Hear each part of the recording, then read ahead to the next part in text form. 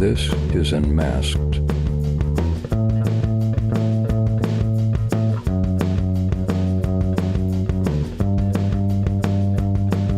What's up, man? Hi, Clint. Oh my gosh. I have been wanting to have you on here for quite a while because of the extent that I know that you have in the film industry.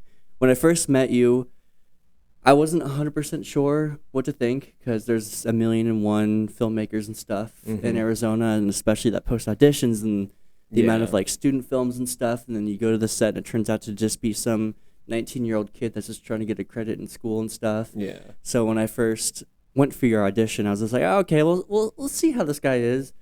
And then I did the audition. I thought it was like any other audition for the film. But then we got to talking and stuff. I'm like, oh, this guy actually has passion in what he's doing. Yeah. This guy's actually taking his craft pretty seriously.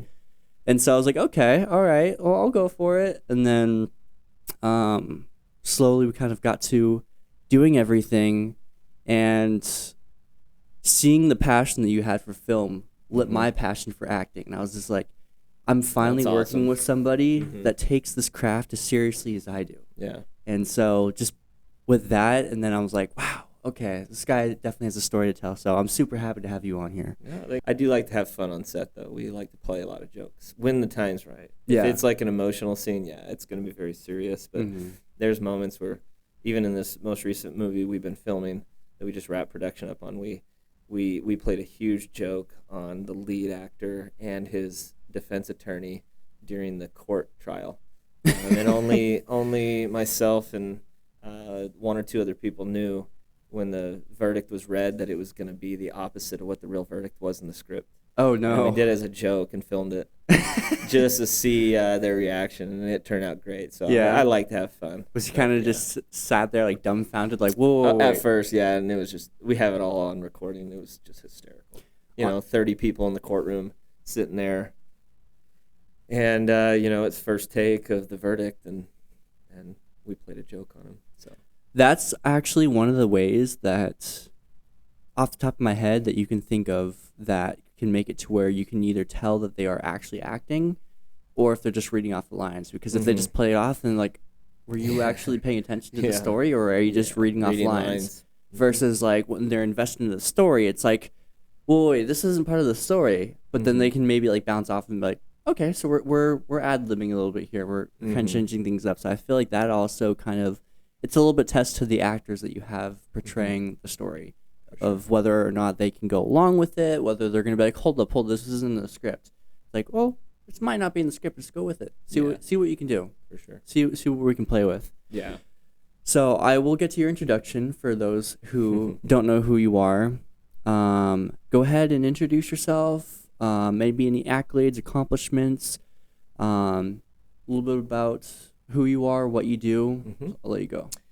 So my name's Clint Clarkson. I am a filmmaker. I'm a father. I've been married for 16 years, just celebrated my 16th anniversary. Oh, congratulations. Thank you. And I own a home inspection company and have a partner in that. So it gives me a lot of flexibility to be able to do a lot of this filmmaking stuff. And then I own a filmmaking LLC that I run all the filmmaking work through. Okay. Yep. So kind of have a background of a variety of things. I'm 36 now. When I was 20, I went to school for audio engineering. So like microphones, this stuff's just right up my alley. So I went to the Conservatory of Recording Arts and Sciences here in Arizona. They're like one of the premier audio schools. Okay. Did that because I had a huge passion for country music. And so, my goal was to get to Nashville and work in the studios and write songs and live that lifestyle. So went to school for that, graduated pretty much top of my class. My wife and I were young. We were like 20 years old at the time. Really? And so we had been married like a year. We moved out to Nashville for an internship at Soundstage Studios, which was like one of the premier studios in Nashville where like most huge records have been recorded out of. So I was interning there and working at Radio Shack, and paying my dues at 20, right? Yeah. Just trying to finish that degree so I could get that audio engineering degree completed with those internship hours. And while I was there, I met a studio owner in Nashville who offered me a job at another studio Oh, wow. when I was working at Radio Shack. So, Heck yeah. right, of all things, he came in to find some DV25 connectors, which is like a type of connector that connects into the back of consoles, huge recording consoles, Yeah. where a lot of inputs go in. And I asked him why he needed DV25 connectors, which is really random. And it turns out he owned a studio. So, anyways, I ended up transitioning over there and was working there as a tracking engineer, recording live sessions Okay. with union musicians, like top of the line musicians out there, and did that for a little while. It was cool. Had the chance to even play guitar on an album that like went nationwide. I guess Really? back in those days it was like iTunes, Yeah. So, iTunes. Back when you had to like download each individual yeah, song. I mean that was like 2009. It's crazy. It's almost 15 years ago. I wild. still hate the thought of like thinking of anything in like close like the 2010s as that long ago, and I'm like, it's crazy. And even like the audio realm has changed so much since 2009. Like what you can do in a home studio now, that you would have to like in the past have huge infrastructure. That you can do at home now is just incredible. But yeah, I spent a lot of time out there. We ended up moving back to Arizona. My father passed away in 2010. Things were getting rocky with that studio too. Had some disagreements on some things, and I ended up parting ways, and just I didn't want to start back at the very bottom. And then I ended up coming back to Arizona and was doing drone photography and drone video work, and that's kind of what led me back into the artistic side, I guess you could say, of things. And so I was doing home inspections at this time, and then fast forward to like 2019, my now business partner and I, we went off on our own and opened up our own home inspection company here in this market, which was insane in 2019. Just so busy, the amount of work coming in for home inspections that I was working 60 to 70 hours a week doing that, plus doing film work. And then any film gigs I was getting, I would take basically half of what I would make off of those invoices, and I would just put it right back into film equipment. Oh, wow. Okay. And so my goal over time was to just try to accrue important film equipment, stuff that doesn't lose its value. Like cameras lose value. Yeah. There's a new camera every year that comes out, right? Yeah. So I was investing in stuff like lighting, grip equipment, electric, so over time I've just accrued a pretty large amount of my own equipment that I can film, a full-length feature with. Wow.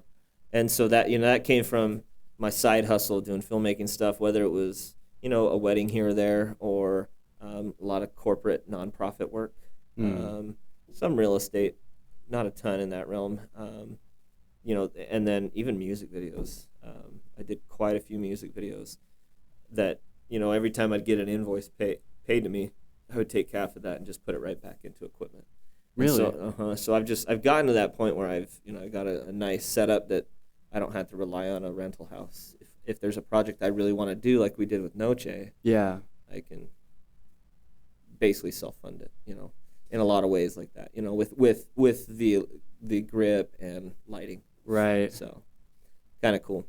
So yeah, that's kind of in a nutshell. I got a few kids, 3 kids.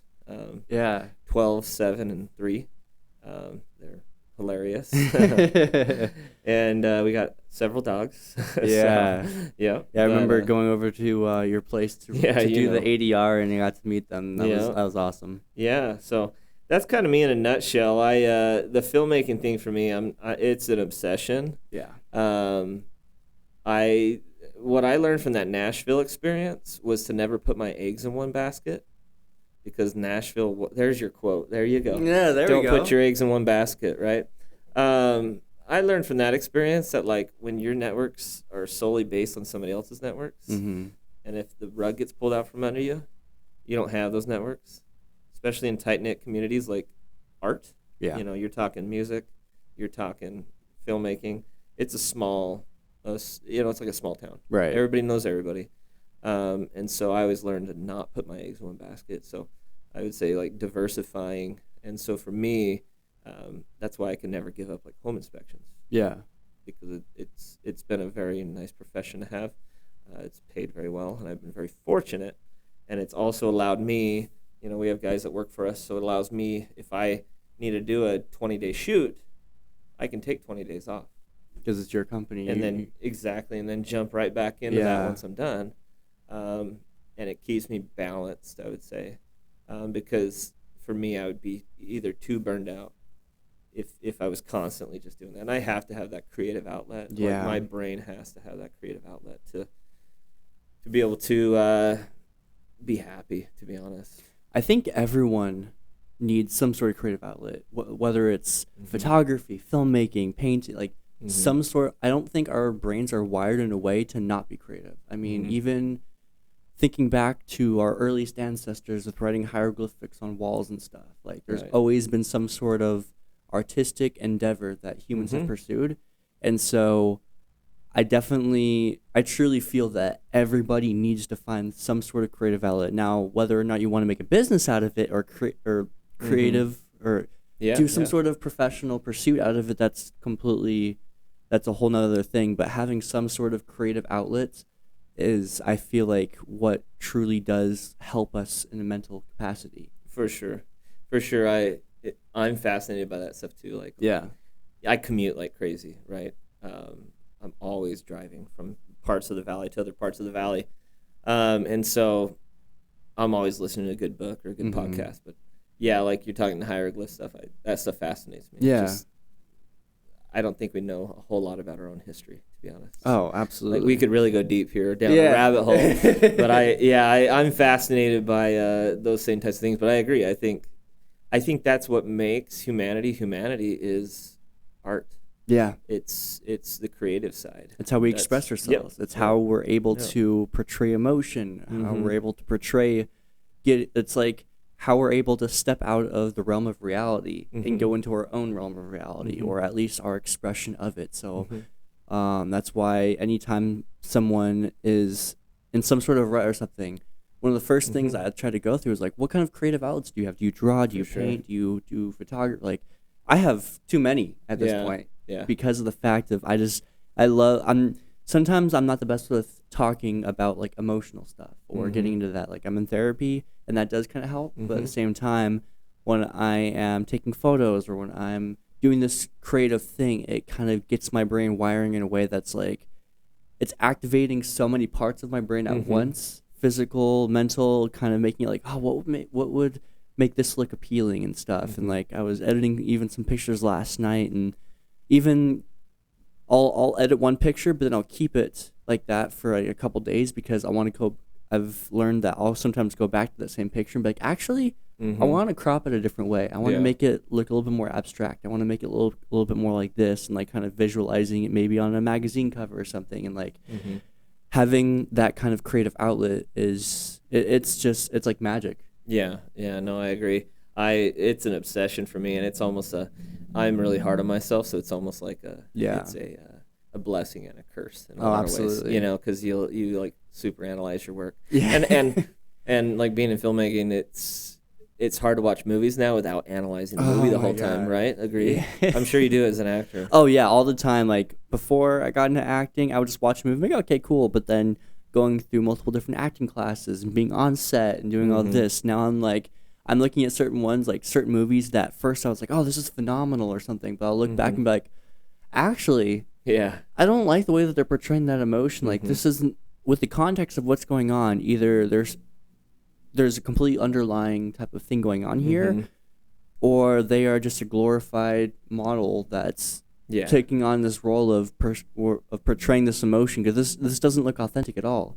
And so I'm constantly looking back and like, this doesn't look real. Or like I'll sometimes see something like, oh my God, you have to have the eye of an artist to be able to see the true passion that he has behind or she has behind this. Like I've actually kind of had that recollection a lot more lately with some of the films that at first I didn't really like. They're maybe a little too slow or a little bit too boring for me, but then now that I've gotten further into the filmmaking world and the acting world, I have so much more appreciation for some of these films that aren't Hollywoodified, but they're independent films. And so there's so much more of a deep story. There's so much more emotion, so much more of this. And I'll look back and be like, well, it's not Tom Hanks or Bradley Pitt or something, or what, I don't know. Bradley Pitt. Brad Pitt or something. That's a good one. I saw a thing earlier with Brad Pitt on the thing for good. some reason. I think it said Bradley or something on there. Huh. But I'll be like, I'll look back and be like, I don't know who that actor is, but their work's phenomenal. I can feel the emotion through the screen. I can feel everything they're doing. Like, this looks real. Yeah. I could see that there's an emotional tug there, and like it invests me so much more. I'm like, I don't know why I didn't like this film before. Those household names, like you're saying, Bradley Pitt. There's some certain talent there for sure, and genetics was a good thing for him too. Oh, yeah. Like he's a handsome dude, and he's gonna draw an audience just based on those two things alone. Right. But like one thing I learned being around like musicians was how many talented musicians I would see in recording studios and like the union musicians, and they would be like one take ponies. They would hear the song, like a demo of the song or like a rough recording. They would look at the national number charts, which they basically cut rhythm sections in a number chart system. So they can go in the studio, and we could literally in 3 hours or a 4-hour block cut 8 to 10 songs. Oh, wow. In 3 to 4 hours, just the rhythm sections, and then the next day come in and do the lead instrument sections. And you can crank out practically an album in like 2 days worth of tracking, right? Because these union musicians are so talented. But I guess my point to that is I saw so many people like that like just fly under the radar, that are so insanely talented that don't become Bradley Pitt, right? I think I was thinking Bradley Cooper, and I got them mixed up. Yeah, I'm just teasing you. That you're like, it made me never want to pick up a guitar again, because you're like, dude, this guy's so good. And I've played guitar since I was, 12, 13 years old. Yeah. My cousin got me into it. And it was an obsession for me for years, guitar and writing music. But, there's so many, like you're saying, there's so many talented people out there that don't get that recognition. I know. There's so few places to be able to, fit everybody up there. But what's beautiful now is, the things are changing quite a bit. Independent media is getting a lot better opportunity for distribution. There's opportunities out there for people who don't have a household name like Brad Pitt to get the chance to be on the front and center of the screen. So and the technology, like I was just talking about audio, how it's changed so much in the last 15 years. Yeah. Same thing with film. I mean, literally going from film to digital to a digital sensor, it's game changing and has democratized filmmaking in so many ways that I would have never been able to get into it if it was still just being shot on film. The price for just lighting. If I wanted to go buy some HMI light, a huge HMI light, even like an M18.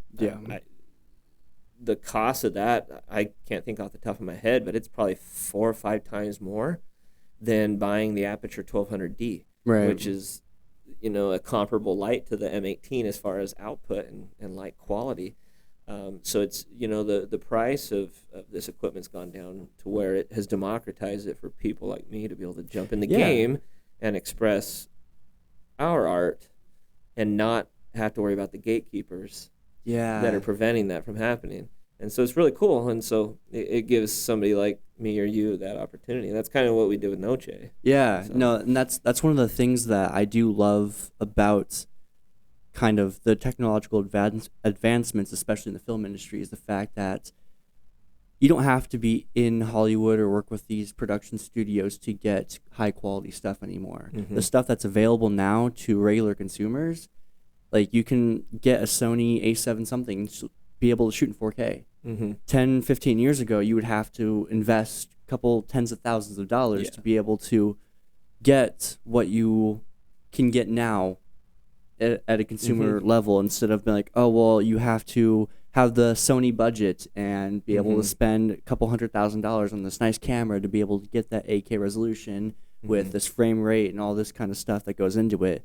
But now, I think it has its pros and cons with the fact that like now everybody can do it, and so you Mhm. do still have to kind of filter out those who are serious about it Mhm. versus those who For aren't. sure. But on the contrary, you do have the ability now to see the work of those people that have the vision but don't have the budget. Mhm. That be like, well, I can maybe go use my credit card, spend $1,000, get a decent camera, and maybe hire an editor off of Fiverr or something, or even just find someone who has a passion for editing, but maybe needs a little bit of work behind his belt. Mhm. Work together, and you guys can collaborate, submit to a film festival, and Mhm. do that instead of like, well, the only way that I can become a filmmaker is now somehow getting hired in Hollywood by these giant Yeah. things and being under their belts and stuff. Like it gives the independent makers a voice that they never had before. For sure. And I do believe that it's good and bad, but overall, I mean,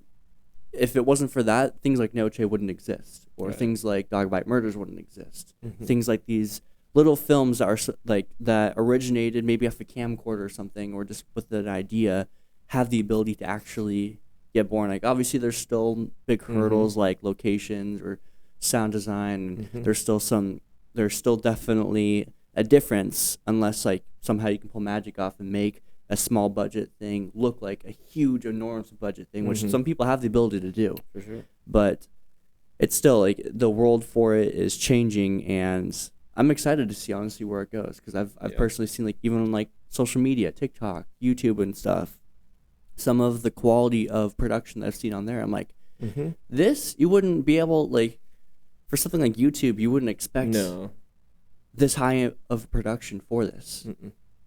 Well, and AI, love it or hate it, it's changing a Oh lot of yeah. stuff too. I mean, just the fact that I could storyboard through AI Mm. instead of having to, unfortunately, not hire an AI artist or a storyboard artist. Yeah. I don't storyboard, but for the director that does, Right. they totally could like storyboard their whole film to try to get a Yeah. pitch to investors. So many things have changed just in AI being used in audio in the audio realm. But sky's the limit. Like for me, like my word of advice is to just constantly like learn. Like what I live for is curiosity.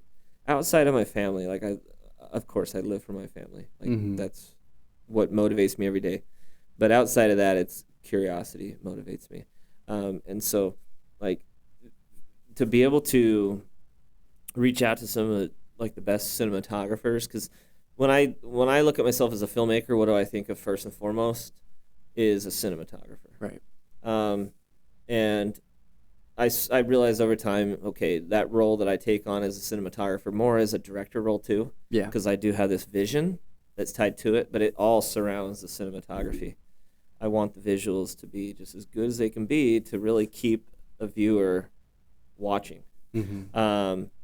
And so, like, to be able to reach out to through social media or through private messaging to some of the best cinematographers that I look up to and have them reach out or give advice or mentorship has been awesome. Oh yeah. The sky's the limit. Like I said, like just being curious, and if you're passionate about this sort of thing, you can figure out a way to get really good at it.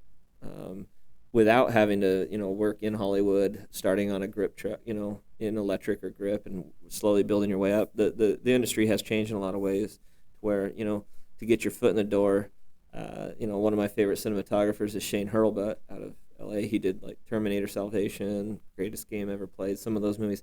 Beautiful cinematography. He started out grip and electric. I think he was in grip, and slowly worked his way up to being a DP. If you really want to get into learning cinematography, he carries a full course. He teaches you from start to finish how to do Really? cinematography. Oh yeah, it's the best out there. Hmm. Shane Hurlbut, he's incredible. And he teaches you every concept from exposure with a light meter to blocking scenes. For me, his work and taking his courses over the years has helped in so many ways. And there's other cinematographers I've studied their work or reached out to them and picked their brain. Hmm. But his platform he offers to aspiring DPs is incredible. To take what he's learned over 30 years worth of being a DP, and grip and electric, and condense it for you on in a platform, and you can just consume everything and avoid all those pitfalls and all those hurdles that take years and years of trial and error. You can avoid all that. That's where we're at right now. Yeah. And so if you have the drive and you really want to truly learn the craft and master it and not just be okay, like, the opportunities are out there, and it's amazing. So I know that you said you went to school for sound design and then audio engineering. Sound design, design is audio, part of it. Yeah. So for audio, you went to school for audio, which has a part in filmmaking and cinematography, but obviously there's a lot of different stuff, especially when you are the cinematographer. Mm-hmm. For you, what was the process like of learning? Because when I personally worked with you, you have an immense amount of knowledge of cinematography. Like when I went over to your house to do ADR stuff, and like you were kind of showing me some of the color grading stuff, some of like leveling and all this different kind of stuff. I'm assuming you wouldn't necessarily learn that kind of stuff in audio school. No. So where did that knowledge come from for being able to, where knowing what equipment was good, knowing what shots were good, kind of learning all the cinematography for you? Yeah, like I said, Shane Hurlbutt, his course was a huge kind of that place where I jumped off into this whole thing. Okay. Was with his work. Just learning the basics of like operating a camera and composition. Full-time Filmmaker has a great course. Oh, I know them. Yes, Yeah, I've they do been great following work. them for a while. I bought their course in like 2017, I think. Okay. As I'll consume whatever, and get all these different courses. But really, once I started to really delve into the why you're doing certain things with lights, and realizing that lighting is everything to a scene. Obviously, the acting's so crucial. Yeah. And sound is so important, or else it'll check a person out so quick. Right. But the visual side of it, it's not how fancy of a camera you have or what fancy lens you're shooting on. It's the lighting, the quality of light, the tone, the volume. Making an image volumetric is really the key in creating contrast. That's what gets somebody to stay looking at an image on a screen. And so for me, it was, how do I reverse engineer what these guys are doing? And so what I would do is get on websites like ShotDeck. Have you ever seen that site? I haven't. It's really cool. It's an annual subscription. It's like $100 a year, I think. But it has a vast majority of major motion pictures, still frames from the movies. Oh wow. Categorized, and you can go on there, and if you want an exterior daytime, exterior interior, or interior night, you can check all these and filter. You can type in keywords, and there's tags on each image, and it'll pull up. And let's say you want to do a night interior shot, and you want to filter it even more by like time period. Let's say 1890s. It'll filter and funnel it down to that specific period. Night interiors 1890s. And kind of like show you how to do No, it won't show you how. It'll just show you images. Oh. And then what I do is I look at the image and dissect. Where is the light coming from? Oh, okay. Interesting. Are they using negative fill to create shadow and contrast? If I'm looking at an actor's face and I see this beautiful key light hitting their face and it's exposed really well, and then I look at the other side of the face and it's real dark shadow, I'm figuring out, okay, what did they do to get that dark shadow? Did they bring in negative fill, which is like a black duvetine? Did they bring that right in close, just out of frame, to really prevent light from bouncing off the walls and hitting this side of the face to create fill? We want to create a negative fill by removing light. That's why I say it's a blessing and a curse, because when I watch movies now, all I do is dissect the scene, and pretty soon I'm like not watching the movie and paying attention to the story. Yeah. Because I'm watching either the camera movement, the composition, or the lighting, and I'm like, my wife, it drives her crazy, because then I'm like, hey, we gotta rewind it. I totally was not paying attention to the story because I'm just looking at the visual so intently here that I'm dissecting exactly what they did in that scene. I know. And so that's what I do, and taking kind of those concepts and using softwares to create lighting diagrams, and then experimenting with those on my own over the years. I can't tell you how many. I sleep probably 4 hours a night. I don't do drugs. I've never done drugs. I don't do drugs. I don't drink. But I sleep probably 4 hours a night because when I tuck the kids in bed, what do I go do? Late at night is working on more film stuff, testing out different ways of light stuff, different types of diffusion, negative fill, bouncing light into like a cove lighting setup. Um, I use that time to really experiment and find kind of the look I like.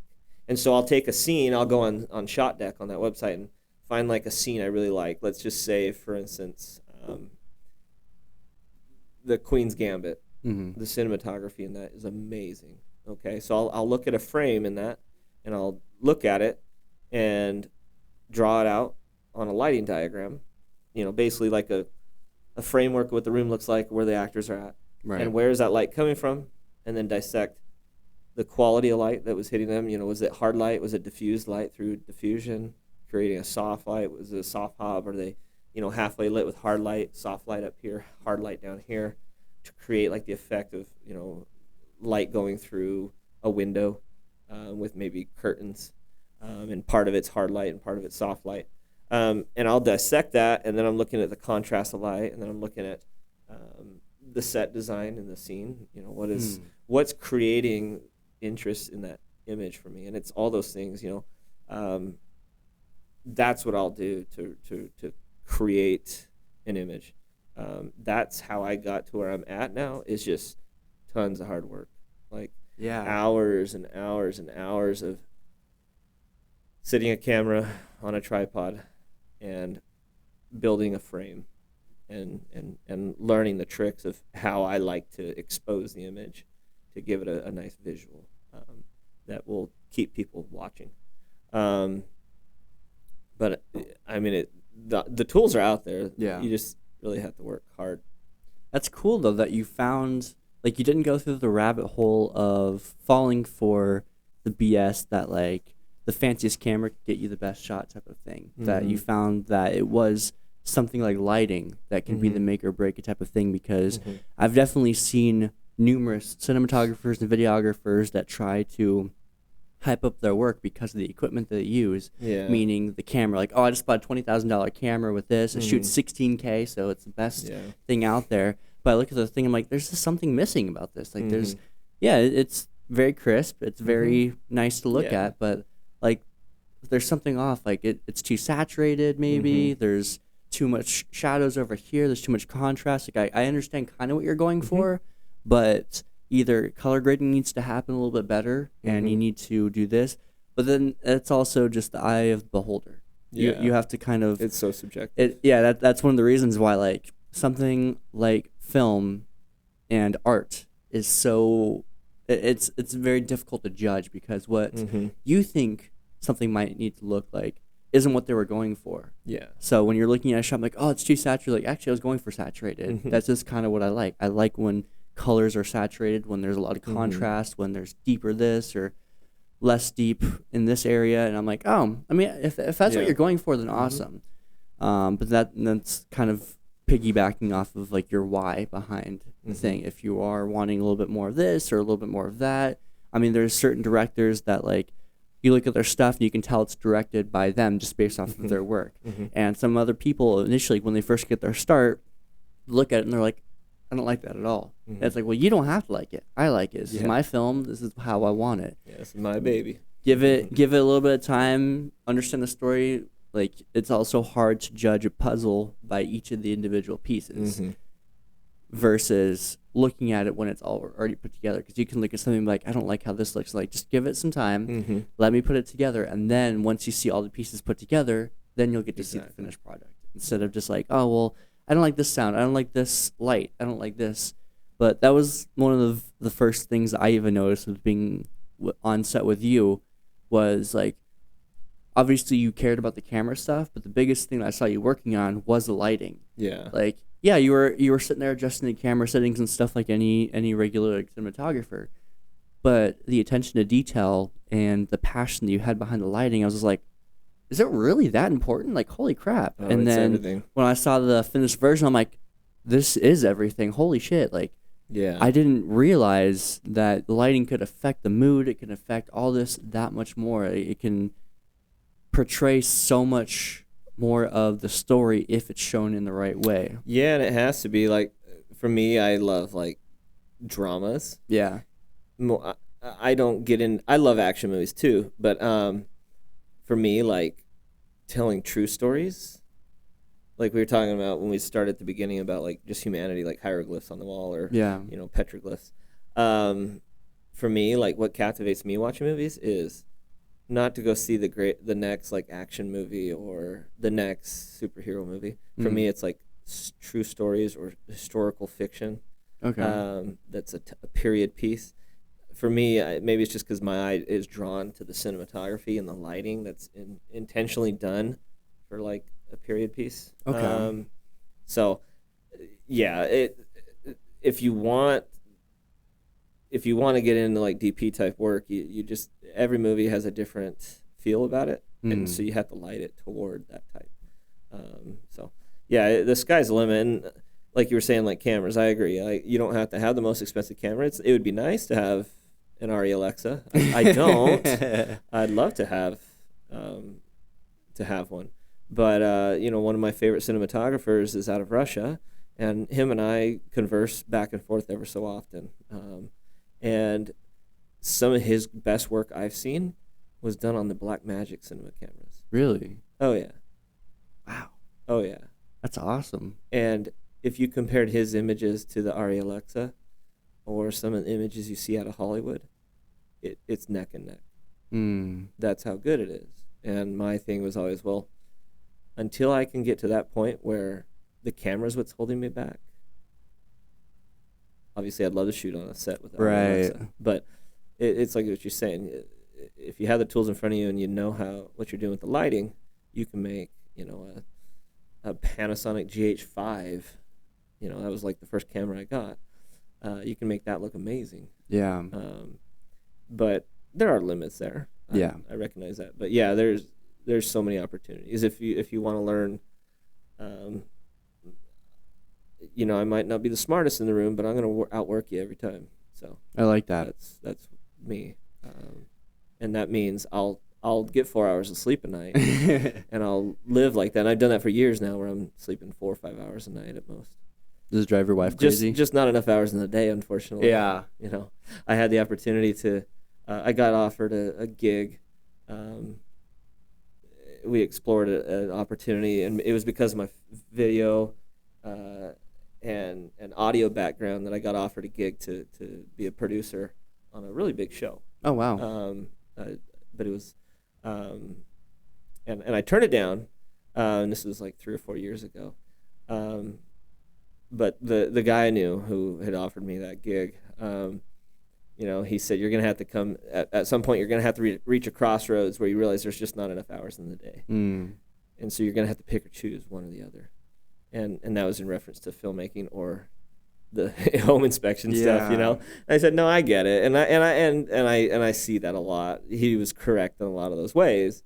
For the time being, I'm still young. And so for me, I just tend to burn the candle at both ends. In the meantime, I think there will come a day, though, I hope, where, this takes even more of my time rather than the opposite way. Oh, yeah. But, yeah, you can't put your eggs in one basket ever, I refuse to do that.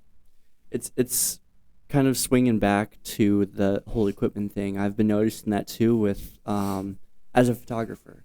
Obviously, there are really good cameras that I'd love to shoot with. Sony A7 III, maybe even like the Canon R6 or R5 or something. Not most top-line cameras, but definitely good. But I had a notion a while back, like, oh, if I have one of those, I can get such better images.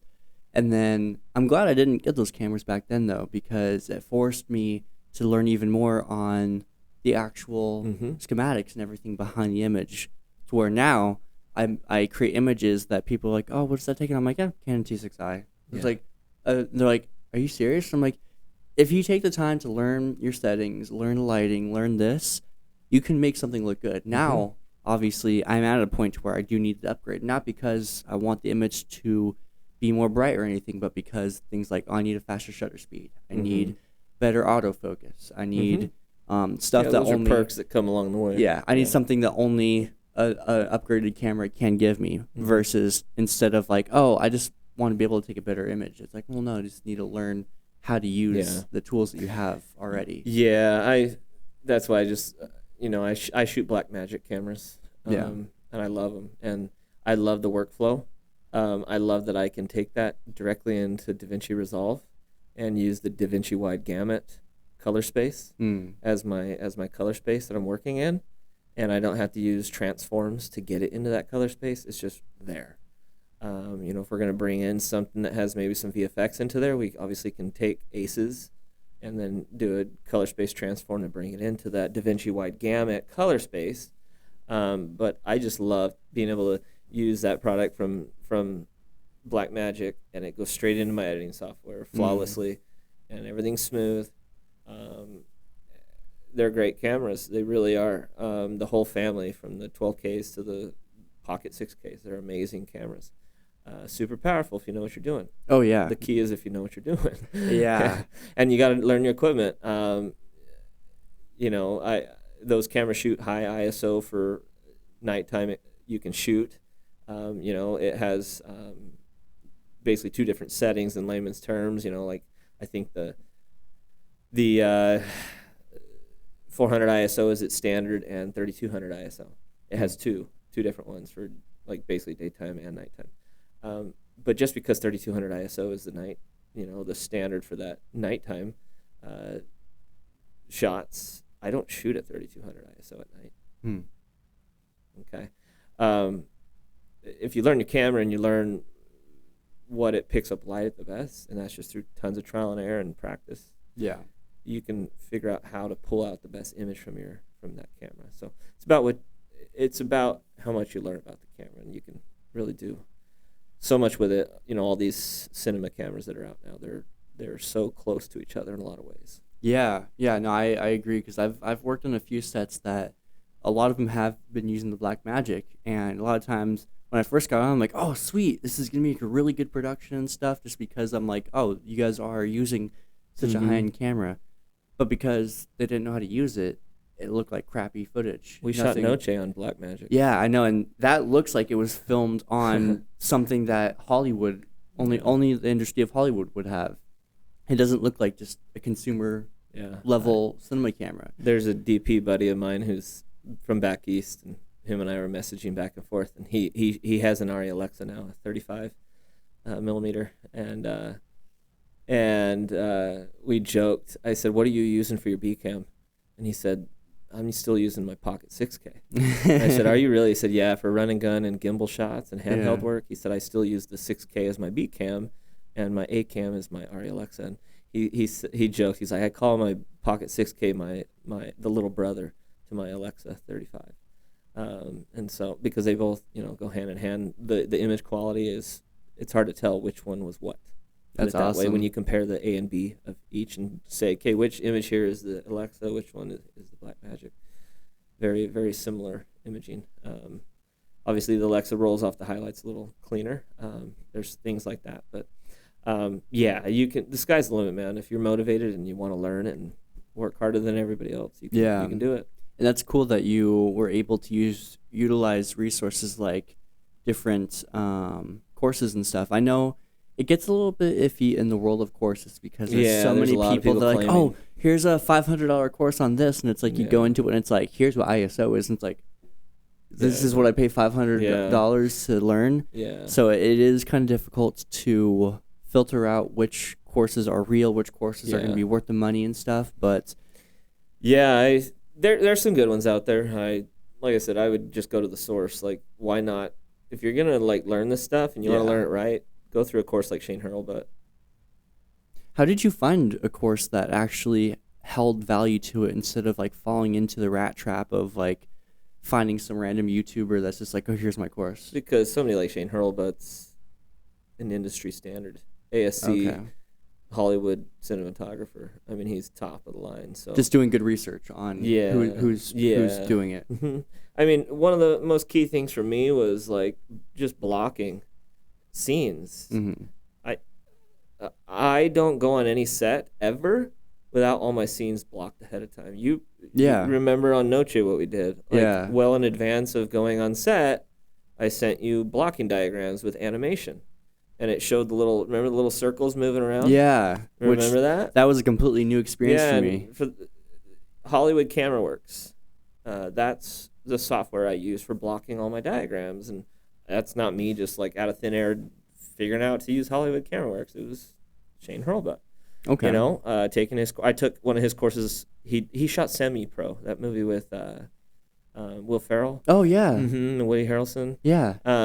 He shot that movie, and he has a great course. It's like a 4-hour course on shooting one scene in that movie and how they move camera movement and actor movement and combining it all together and using a software to block a scene ahead of time so that everybody shows up on set the same day knowing exactly what's happening. Yeah. And it's just more efficient. Because I'm shooting independent type films, and, you know, we, instead of, 40 to 60 days on a set or on a production, we got about 18 to 20.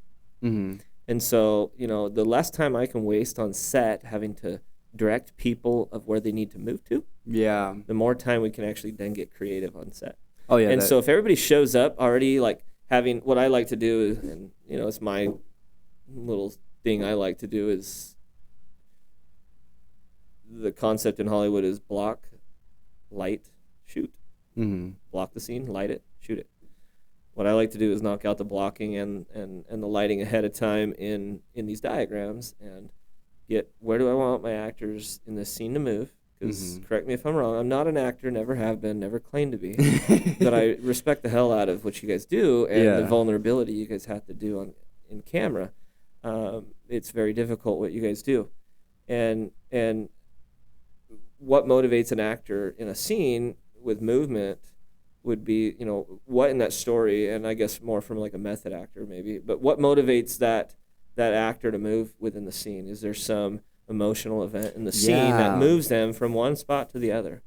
And I like to have that all prepped in pre-production in diagrams, and then I'll record that in a screen recording through Zoom and send it out to all the actors for that scene and be like, hey, here's my blocking diagram. It looks, for people that are listening, it looks like kind of like a football play. When you're looking at football plays, like, it's like a 2D image. Like it's a 2D image, exactly, like X's and O's. But it's the same sort of thing, but with filmmaking, and it shows where the camera's placed, it shows where the actors are at, the set design of the room.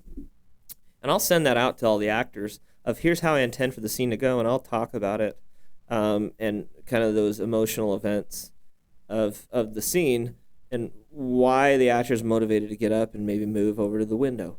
Think of Noche, right? When we had that scene where you ask her a pointed question where you make her feel uncomfortable and she doesn't want to sit across from you anymore, and so she stands up and walks to the window to try to get more distance away from you.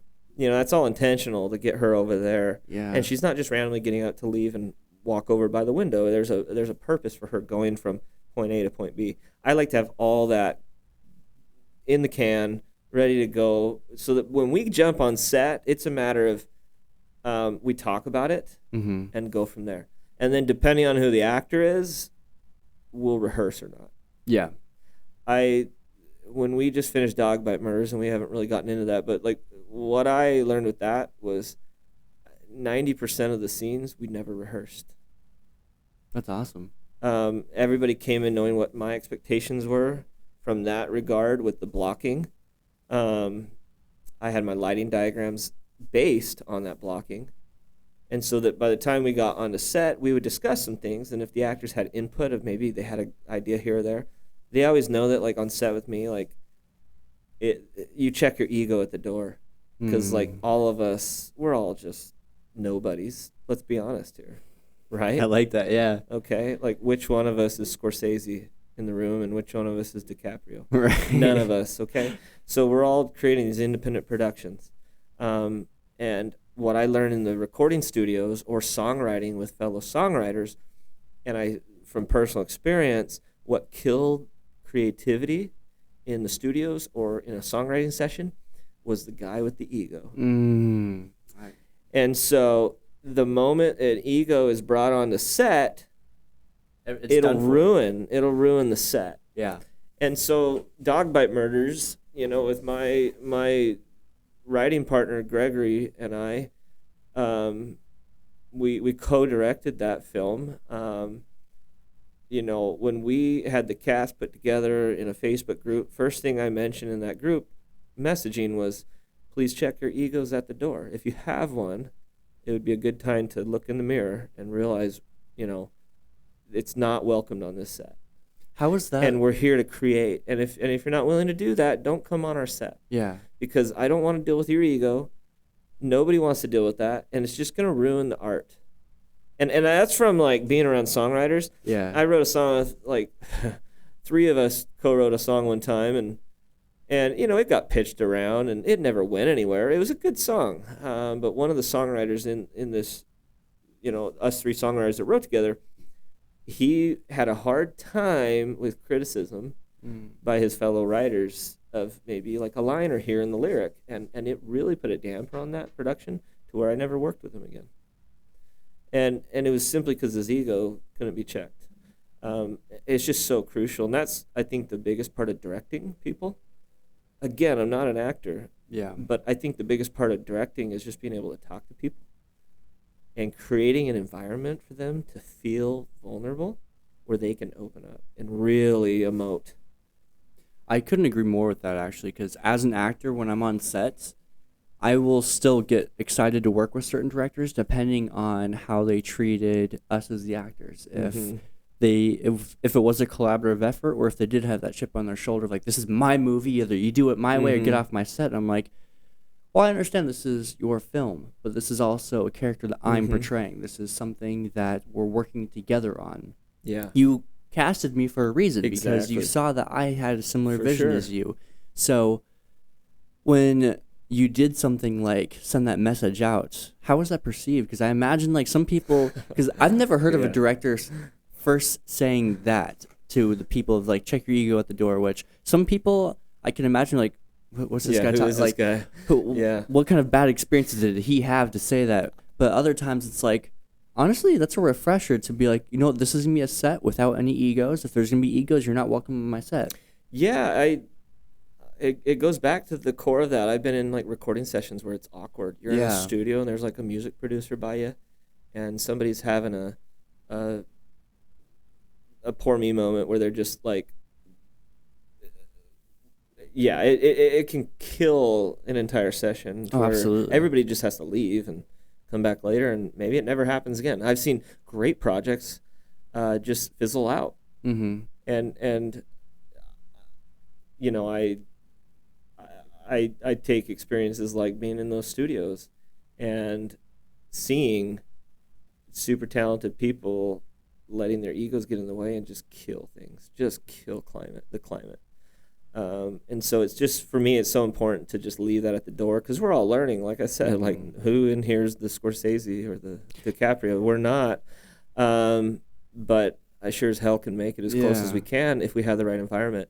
And it goes back to what you were saying at the beginning with Bradley Pitt, right? You see all these people out there that... This is going to be a running joke thing. Right? I'll never let it go. That's great.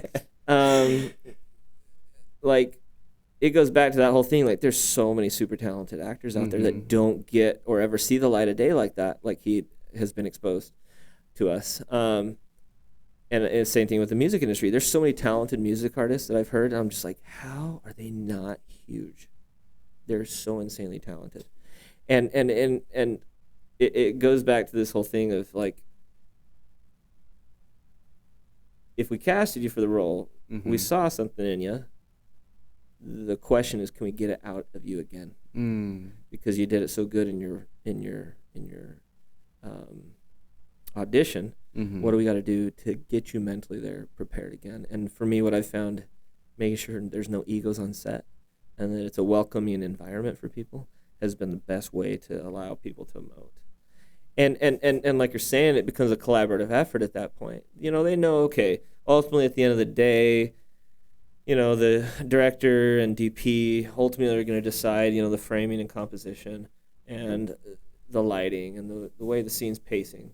But if I can get the actors to feel comfortable around me where they might spitball and throw an idea out there that we like, then it becomes their project too. I've And it's honestly, cool. One of the actresses that worked with us in Dog Bite Murders, she has a very emotional scene where she has to testify in court, and it's her 5th time testifying. She had to, in real life, the actual court case, the wife of one of the men that was murdered had to testify in 5 court trials. oh my God. And reading the history and reading the newspaper clippings about it described how she got very emotional on the witness stand. Yeah. And it took her 8 minutes to gather her composure. And we were like, well, we can't write a scene where she is silent for 8 minutes crying. Yeah. So how do we get her there and emote that properly?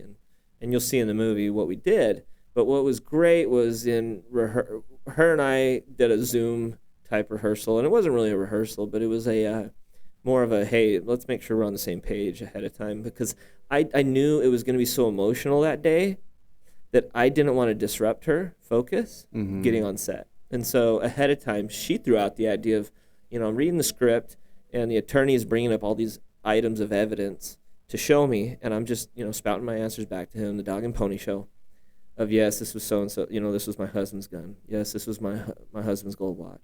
She said, what if when he goes to get the next item off of the desk, I cut him off mid-sentence and kind of stop him in his tracks to say my next line that's in the script. And I said, oh my gosh, that's brilliant. I love it. And we went with it. And that was the actor's take on and spin on that scene. And it made the scene.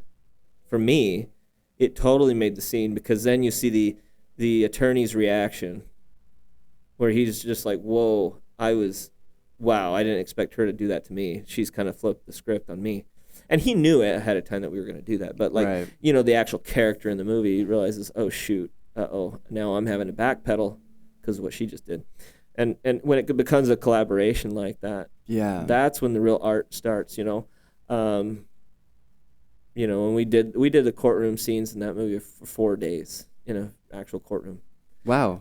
Okay. And leaving there, it was like summer camp for most people on set. People were like, I don't want to leave. They're like, when am I going to see you again? And all of us kind of had this. It felt like leaving summer camp for everybody. And it was the middle of summer. It was hot in that old courthouse. But how long was production for it? We did 18 days. Oh, okay. 18 total. Not too bad then, actually. No, 18 days of total principal photography. Yeah, that's not too bad. I can definitely relate to that, because I've been on some sets where I'm like, I wish this could go on forever. Like, I love these people, and it's so important to be able to create an environment like that, because there is a very certain amount of vulnerability that actors need to have, and allowing for that collaborative effort, like you said, being able to allow people to knock down their walls enough to be like, actually, with this character, I've been diving a lot into their chemistry and what they might be thinking. What if we add this in there, because he's feeling or she's feeling this way, and I know personally if I feel this way, I'm doing this. And it's like, actually, yeah, I kind of like that.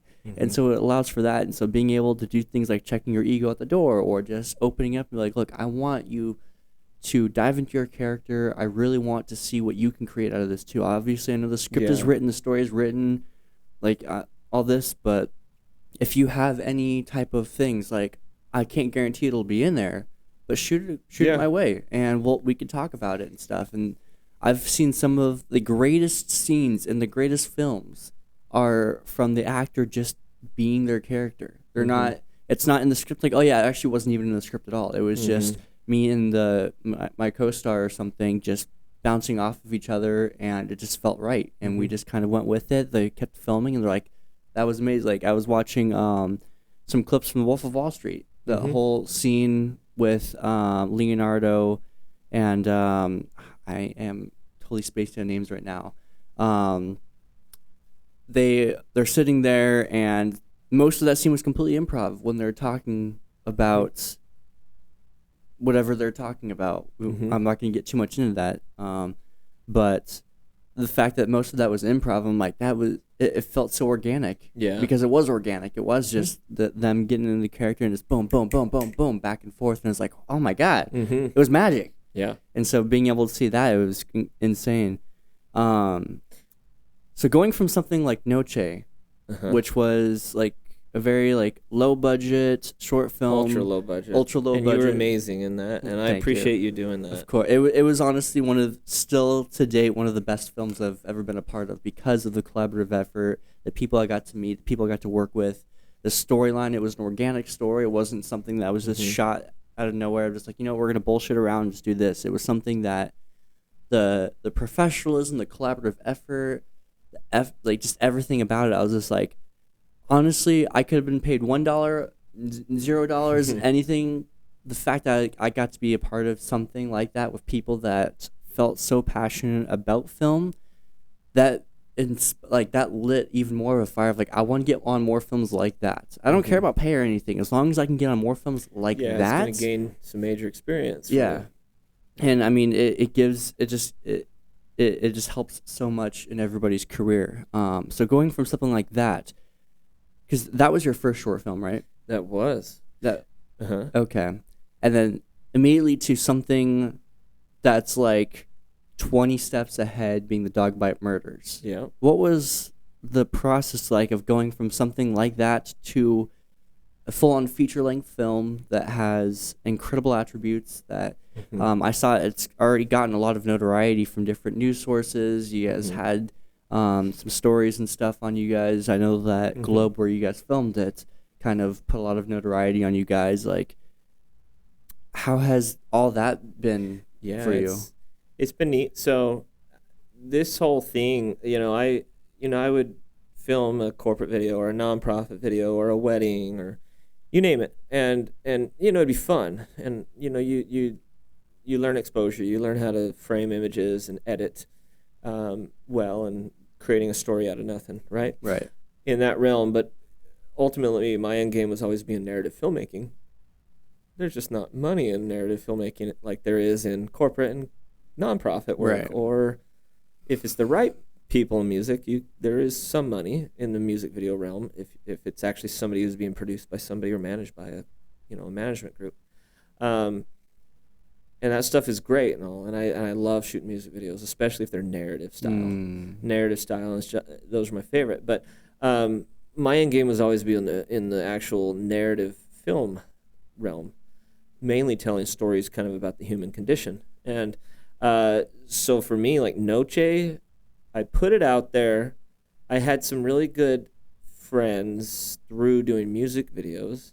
I had some really good friends that I had met that owned locations that we had filmed music videos through. Okay. Specifically Molly Cornwell. And I had gotten to know her over the years with a manager, producer named Joe Tenney. And so her being a location manager and also her and her significant other owning properties throughout the Globe area, these older buildings that some are dilapidated, but they tend to take care of them and restore them somewhat to their, original character. We had gotten to know each other over the years, and she was salt of the earth. Molly was just not a bad bone in her body. She's just, I love her like she's my second mother, and she's an amazing woman, and she believed me, and I threw it out there to her and just said, hey, I'm wanting to show that I can take what I've learned over all these years of studying the art of cinematography and scripts and screenplays, and I want to do a short film that just shows here's what I can offer you to people. Right. Okay. And so that's what Noche was. The goal of Noche for me was like, this is a showpiece to show here's what I can give you. Like your resume builder. Yeah. Yep. And Okay. sometimes passion projects like that are the reason why you get the next thing. Oh, absolutely. Every time I've done a passion project over the years, it's led to business coming through the doors. And so that's what Noche was for me. And I was like, okay, what do I want to write something here. I got to write something, and it comes from my time writing songs, writing songs. So I understand the concept of trying to compel people to listen to something or watch something with script. And so I wrote that script based on a story in my own family history because I didn't have to worry about securing rights to the story or anything. I just grabbed something from my own family history. All my family were pioneers that settled the Wild West days out here in Arizona and Utah and all of these parts, and you know the story, but Yeah. and so for me it was just to get something on paper in a script, deliver it with a visual product, and then say, here's what I can offer you. And so that's what that was. And what was beautiful about Noche was that little short film led to so many actors wanting to jump on board for whatever came next. So anytime I'd reach out to an actor that I'd be like, I don't know if they have any interest, I would just send them a few frame grabs or still images from Noche, and they'd go, oh my gosh, Yeah. no, send me the sides and let's take a look. So that it was just one of those things. We did Noche, and one of the background actors that I didn't know him from Adam, that showed up during the scene where Noche dies of the carbolic acid ingestion in the hallway, right, in that rooming house. One of the background actors that showed up that day reached out to me, later, probably 2 or 3 weeks later, and said, hey, I was on your set for Noche, and I just played a hangman in a Halloween type event that goes on every year in Globe. It's like I believe it's Ghost of Globe tour, and so they have like local actors and local people play like a role of some famous historical person in the Globe area. And you go to like the historical site, and that person's there dressed in the wardrobe, and they talk to you, and it's a Halloween type thing. Okay. And it's really cool. Okay, and you go to all these old buildings. They're kind of haunted, creepy old buildings. The ghost hunters shows have been there a million times, watching, looking for ghosts and stuff. Anyways, and so his name was Gregory Shoemaker, and so he was that background actor, and he reached out and said, I enjoyed your set so much. I felt very welcome. He said, would you have any interest in learning more about this story that I played, the hangman? I read this story at this Ghost of Globe tour. I played a hangman, and he said, I only had a few paragraphs to read from, but apparently, in 1914, there was a hangman that had to hang an individual for murder in Arizona, and on the gallows, the guy getting hung turned to the hangman and yelled at him and was upset that the marshal wasn't hanging him, but was having this local town folk do the hanging. Really? Mm-hmm. And so he was upset that the marshal didn't have the courage to hang him himself, but that he hired a local guy to do it. And so Gregory played that local guy, the hangman, in that reenactment thing for Halloween. And he said, it's pretty crazy just reading a little bit into the story. The guy turned to the hangman and said, I'll see you in hell, but before you come to be with me, I hope you choke to death. I was like, wow, that's a line like you can't write. Like, wow. What a line, right? What a line. So I said, yeah, let's explore this further. And so from Noche, I was using Noche to research my own family history. My family has quite a bit of journals and stuff over the years that I was able to write a lot of that screenplay for. But where I found a lot of stuff was in the state archives, on the Arizona State Archives. And so, I told Gregory, I said, why don't we get in the state archives and just start looking for articles for this story? This is pretty interesting.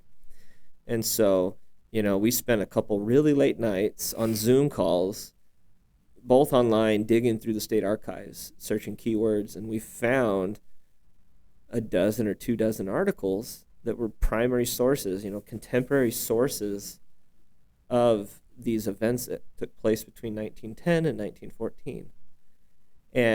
And so we went straight to the source. It was really neat to find these very descriptive newspaper articles that had quotes, like direct quotes from people.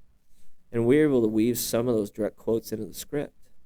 And so what our goal with the story was initially just to do like a 5 or 10 minute short film as another showpiece. Yeah. And as we dug into it further, it was like, you have to turn this into a full-length feature. And so that's what we did. And so we spent the next 2 months, almost every night, late at night, basing our screenplay on this variety of articles that we found, these newspaper clippings, and also the court records we were able to find from it. And so we got like real witness testimony, and we're able to put like large portions of witness testimony in the script, direct from the source, you know.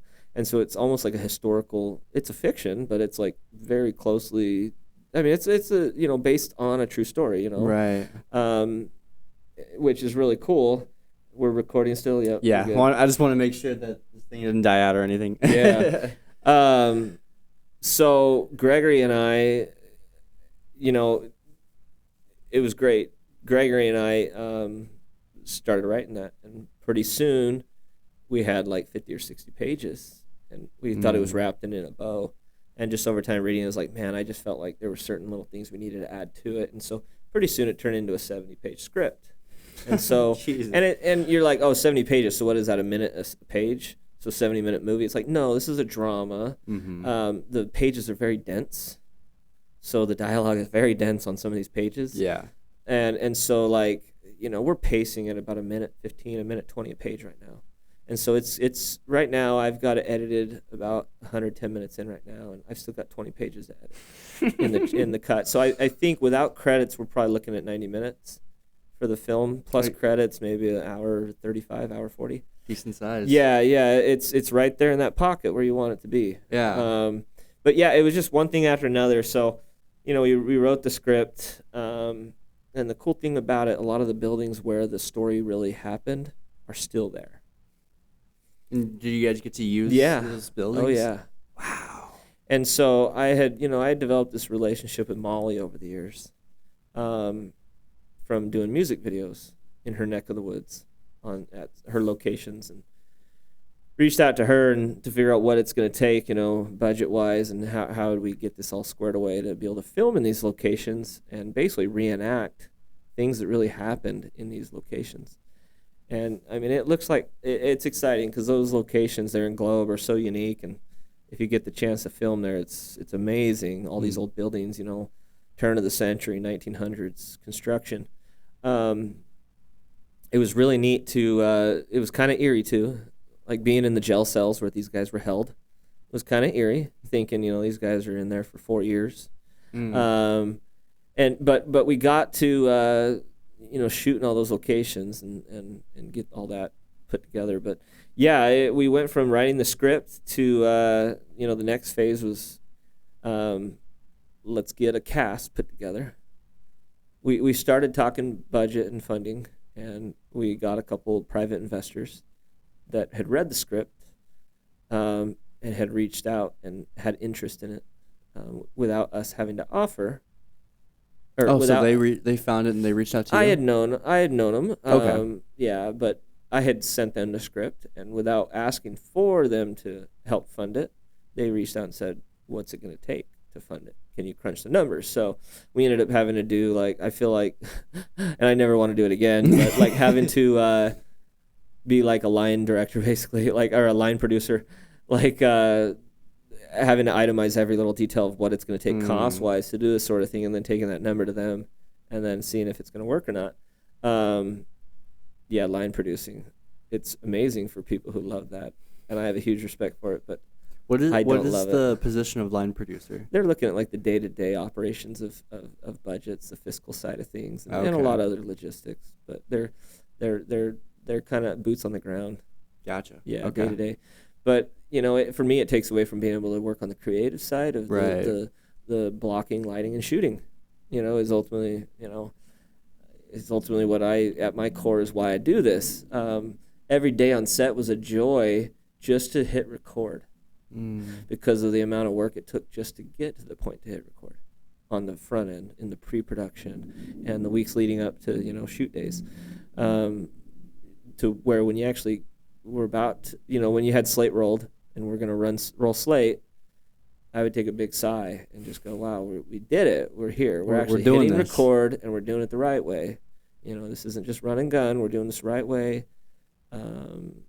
Everything's ironed out, and let's make some magic now. So it took, we started writing that last October 2022.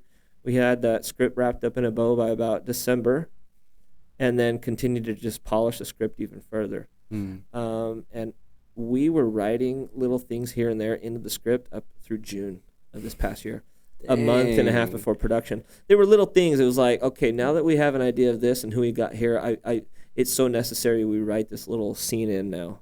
We didn't initially have it in there, but now that we have this person doing this part, Yeah. I've been dying to add this into the script. Let's do it. And it was those little finishing touches to it that just added so much. But yeah, once we got the blessing from, we weren't greenlit yet, officially signed with contracts in place, but we did have the verbal green light. So we started casting people. And that's when that casting process started. And what's exciting about Dog Bite Murders is we tried to take the whole history of this event. Mm-hmm. And I apologize. I should have started out by prefacing what the Dog Bite Murders is. Yeah. But Dog Bite Murders is based on a true story in 1910 to 1914 in the Arizona Territory as it transitioned into statehood. And you had 2 Army cavalry officers that had deserted the Army and were up near Globe, Arizona, working at a station called Tuttle Station, which was like a station where you transported goods and services through, and you would swap horses out. So if your horses were exhausted on the trails, you'd stop at like Tuttle Station and exchange horses out for different draft stock that your employer had there stationed.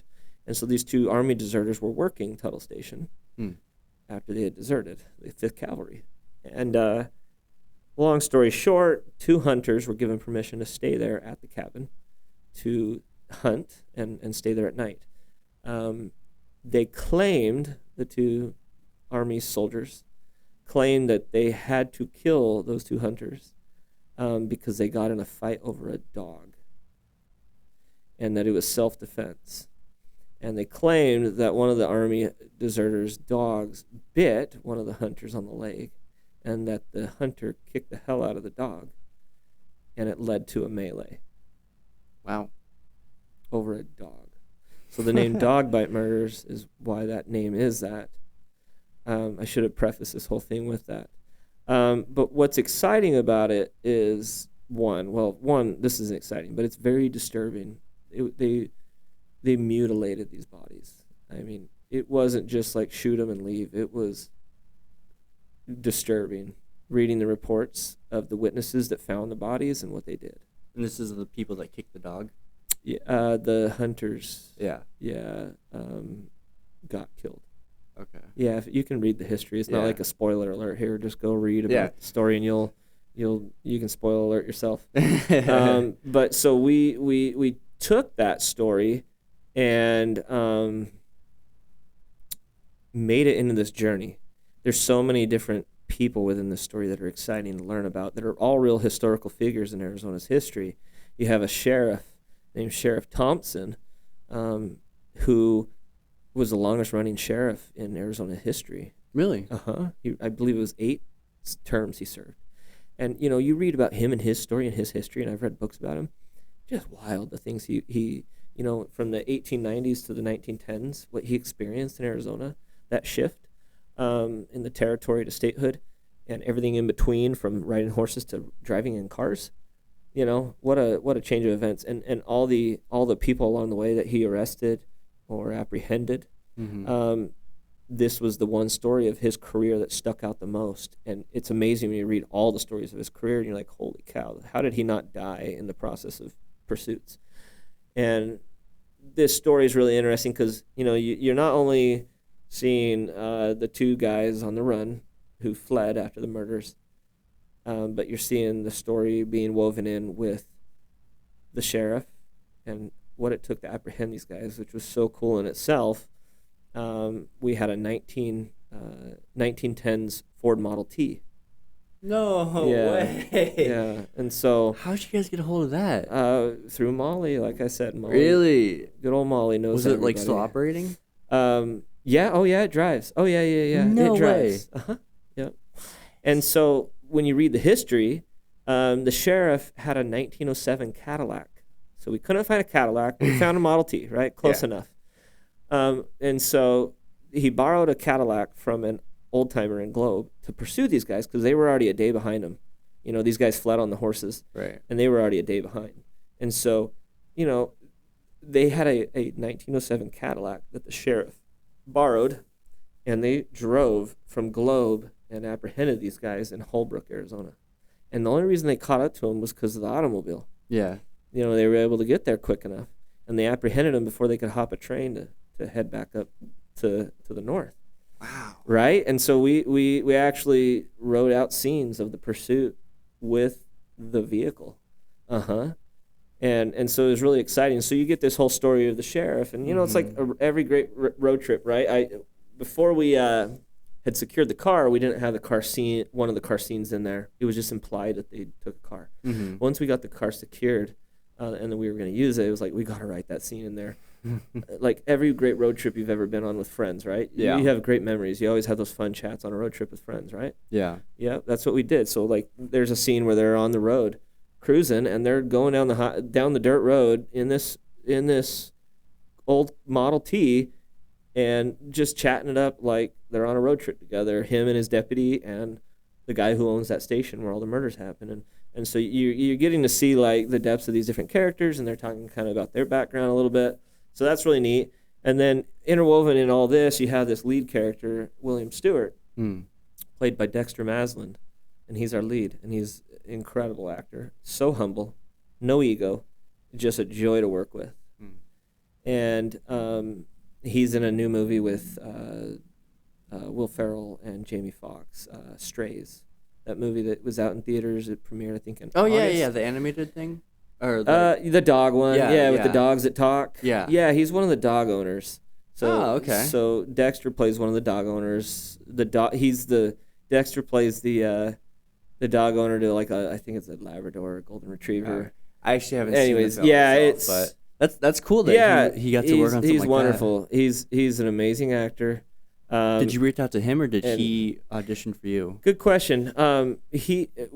He reached out to me initially, not about this project. He didn't know about it, but we had a mutual friend that I had already worked with on another project that said, hey, you should reach out to Clint and see if he has anything coming up. And it was just perfect, the timing for this. But, yeah, we could talk about that. But, anyways, real quick, there's that story of, you have the sheriff, but the main focal point of the story is the human condition of this lead actor, Dexter, who plays William Stewart, who's one of the men on the run. Yeah. And his partner in crime, John Goodwin, which is Gregory Shoemaker, who co-wrote it with me. Greg is the supporting role in this. And so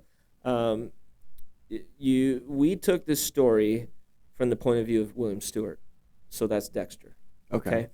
And we took his court testimony. He went on the witness stand and testified on his own behalf in court. And so we took his actual testimony verbatim and frame the whole screenplay around his point of view. So that's when I say it's based on a true story. Yeah. It's based on William Stewart's point of view of what's the truth here. Gotcha. Is it really the truth? I don't know. And so we could be biased, but yes, yeah, he claimed his innocence up until his last days on this earth. He claimed his innocence, and that he was manipulated into the whole thing and got framed. And you could say spoiler alert. Just go look online. There's nothing here you can't find online. And so we really drove that home from his point of view because it makes a good movie. Yeah. Instead of, we took his portion of the historical truth and ran with it because it makes a compelling a compelling movie. Right. And it's interwoven with a lot of historical facts in there. And he did a wonderful job of interpreting that character, William Stewart. And then on top of that, you're like, oh, cool. So it's a story about this guy, and he's on the run, and he's not a partner in crime, but he's being framed, And then it goes even deeper, and we pull back another layer here, and we talk about the attorney that represented them. And there was a very famous attorney in the territory in the 1890s through the 1910s named Thomas Flanagan, and he represented, hundreds of people from Tombstone to Globe and all over. Very well-respected attorney. But he represented these boys, these two defendants, and they initially were sentenced to life in prison at the Yuma prison, in the territorial prison. His attorney, was up late one night with another attorney who told him you should appeal the cases to federal court because it was in the wrong jurisdiction. These cases should have been tried in federal court because it occurred on tribal land, on Apache tribal land, the murders, and that they were tried in territorial court. And so kind of put the bug in his ear, and he appealed. He let that other attorney start publishing articles about why it should be overturned or retried. Yeah. And the U.S. prosecutor, Morrison, read those articles and decided, yeah, okay, let's retry it. So they retried the cases a third and fourth time in court. And in the third case, Goodwin, the other defendant, was found guilty and sentenced to hang. So he went from life in prison, which in those days was usually about 15 years, to sentenced to hang. And then the other defendant, William Stewart, which is Dexter, our lead, he went to trial on the fourth case, and he was sentenced to life in prison again, but he was sentenced to life in prison in a federal penitentiary in Atlanta, Georgia. Oh. So he got shipped to Georgia. Okay. And then while this is all going on, that prosecutor had him brought back to stand trial for the other murder, because 2 men were murdered. Yeah. So he brought him back to stand trial a second time in federal court. And in that federal court, in that second trial, he was found guilty and sentenced to hang also. And were they both hung in Arizona? They were the last hanging, one of the last hangings in Arizona. I believe they were unsanctioned, meaning the Governor Hunt, didn't approve of them. Molly, correct me if I'm wrong, but I'm pretty sure they were unsanctioned hangings. Okay. They just kind of let Globe do what they did with it. Wow.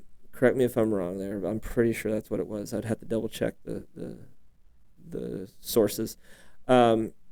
So you have this story playing here, right? And we're taking his point of view of him being the innocent one here, and he was just framed by his partner. Right. And he's going to go to death because of his partner's actions, and that he's innocent the whole time. Or is he? And so the whole goal of the screenplay was to not make you think he's innocent. Yeah. Because you see stuff in this screenplay, in this movie, where you go, I don't know, maybe he's lying through his teeth on the witness stand. Maybe he did do it, and he's just a good liar. So our goal wasn't to direct you in one way or another to make up a decision of is he innocent or not. Our hope was you leave this movie still wondering what really happened. And that was the same thing that happened with Noche, too, because like at the end, like you don't actually know what happened. And that's the cool thing about some of these historical stories and movies is like there is something that happened, so there is already a story there.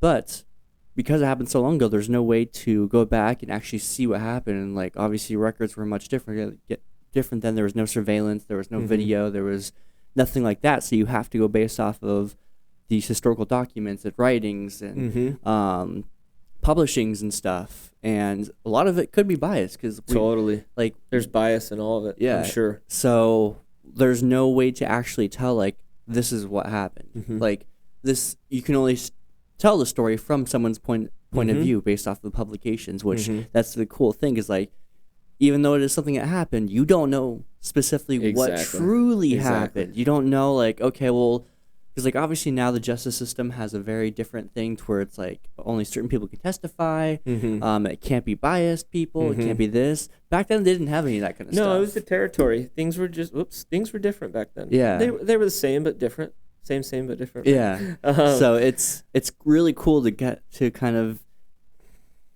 tell a story that did happen, but you still get the mystery of like, okay, but what actually happened? Yeah. And you see, my hope with writing in that character of William Stewart was that we portrayed him in a way that you're left thinking he has the capability to do something like that. But did he? Yeah. And that was kind of the goal with his character, and Dexter did a wonderful job of portraying that, to where you love the guy in this movie, and you don't want to see him go to his ultimate doom. But then you also, in the back of your mind, our hope is that you question it, like, shoot, maybe he did. And I don't want to give away too much, but there's moments like he met with a priest the night before he was sentenced to hang, and the priest went to his grave, not disclosing if he confessed anything or not. But we wrote in a scene with him and the priest talking. Kind of just going off their own depiction. Yeah, and here's what's so wild is this case made national headlines in 1910. And the other defendant, played by Gregory, he got a 60-day stay of execution, meaning he was held off the gallows for 60 days while they sorted things out. And guess who granted that? the President of the United States of America. President Woodrow Wilson personally got involved with this case. Oh, wow. Yeah. Okay, so it got big. It got huge. And he signed off on a 60-day stay of execution. He didn't do it for William Stewart, though. And William Stewart's the one who claimed his innocence. And we have this wonderful scene in the jail with the priest when his attorney comes in to inform him that he did not get his stay of execution. And there's a beautiful scene there where you see two polar opposites of William Stewart. And so that was kind of the goal of that character, to develop him like that, in that way. Now, when you think like, okay, everything's developing around that, I talked about how all this, they were initially tried in the territorial courts, sentenced to life, which was usually 15 years. Yeah. They usually, a lot of guys got out after 15 years in the territorial prison. Why didn't they just let it be? And, you think back, when we were researching, we found an article in the 1950s by a magazine that interviewed that attorney that represented him in the initial trials in the territorial cases. He was an old man, and he was living in the Pioneers' Home, which is in northern Arizona, in Prescott. It's right by Whiskey Row in Prescott, Arizona. It's still there. It's still being used as an old folks' home, still to this day. And it was in the 1950s, so he's an older man now. He died, I think, in 1953 or 55, this attorney. Okay. So he was very old at this point. And in this magazine article, there's a picture of him in his black suit, his spittoon, his wood rocking chair, and his pipe. He smoked a pipe. And he's sitting in his room at this old folks home being interviewed. And in this article, it talks about how, there's all these variety of people who live here at the Pioneers' Home. Right. Even the man who claimed he was Billy the Kid lived lived here in his old age. Okay. And you have Big Nose Kate, all these famous people from the Wild West days that retired to this old folks home in Prescott called the Pioneers' Home. And one of those people that retired there was Thomas Flanagan, this attorney. And in this article, the one case it talks about is this case. So let's think about it. 1914 is when these cases wrapped up and the hangings happened. This is now 1953, I believe. So what is that? 39 years later, and they're still talking about this? I thought that was really peculiar that 39 years later, the one thing the journalist is asking this attorney as an old man in his old folks' home is about this case. 4-year-old case that... And he had represented hundreds of people. And we have actual quotes from him in that article. And he says, I'm free to talk about those clients at this point. And he says, I believe those boys, that it was a fight over a dog, and that they did have to defend themselves. And so you got this whole story, right, with him. And so we were like, okay, we got to weave this story of him in there. Right. And so what this movie does is it takes you from 1954 into 1910, back into 1954, back to 1912, back to 1954, back to 1914. And you're seeing a young Thomas Flanagan, played by Robert Emery, who played Noche. He plays the young Thomas Flanagan. And then Michael Harrelson, he plays the elderly Thomas Flanagan. Okay. And he's recounting this story. And he's recounting it to an orderly, which is like a person who takes care of old people in those old folks' homes. And we had William Horton play the orderly. We figured 1950s, how fitting would it be to have an African-American man be the orderly that's taking care of this old curmudgeon. And so you have this beautiful back and forth between them in the 1950s, recounting the story, because he's still stewing over it 39 years later. Right. And it's just haunted him 39 years later. That was my take when I read that magazine article. It was like, wow, 39 years later, and he's still talking about this story. Right. And what's so interesting is that article talked about how, like, a lot of these people that live in this old folks' home are very closed off to outsiders, and they don't talk to you. But if you take them down to Whiskey Row and get them a little intoxicated, they might tell you a story or two. And so I was like, okay, we got to have whiskey in here. So we have a whole scene where he goes to Whiskey Row, to the bar, to drink, and he gets poked fun of by old-timers there making fun of him about this story. And he leaves and comes back to his room, and he finally breaks down, like has a mental, not breakdown, but like a mental, emotional event where he finally just lays it all out there to this orderly to vent. Mm. And we go back to 1914, and you see like it traced through him, and how it impacted his life too, this whole event, and not just the 4 men that were ultimately killed in this whole thing, the 2 that were murdered and the 2 that were hung. And then you had this attorney that for 40 more years was burdened with this story.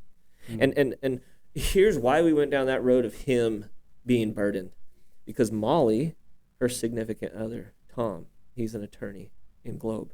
He's been an attorney in Globe since the 70s, I believe. Oh, wow.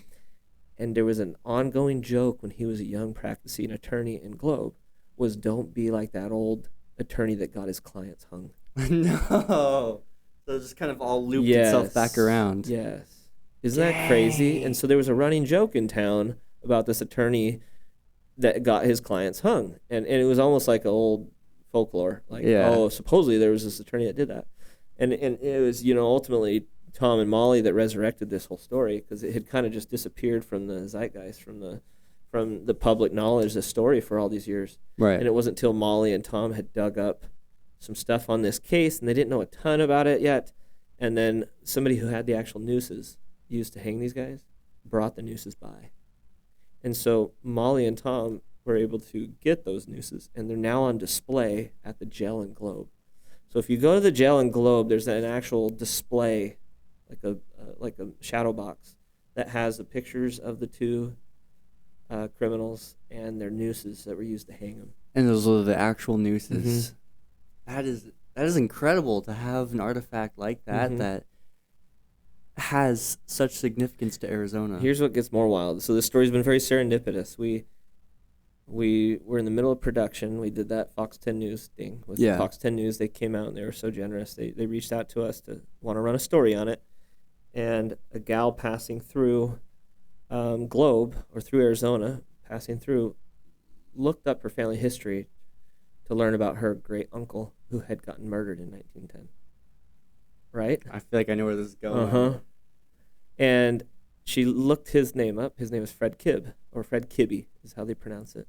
In the movie, we went with Kibb because we didn't know the pronunciation when we started production. And this was her great or second great uncle that got murdered. He was one of the men that got murdered. Was he one of the ones that were hung, or one of the other 2 that were... The hunters that were murdered. Oh, okay. Yep, so he was the victim. Oh, Victim, my I say in God. air quotes. We don't know. Yeah. And so she reached out, and Molly was our point of contact at this point for that news source. And she reached out to Molly, and Molly and Gregory were able to meet up with her and show her the jail, show her all these things with her husband. And then it wound up that her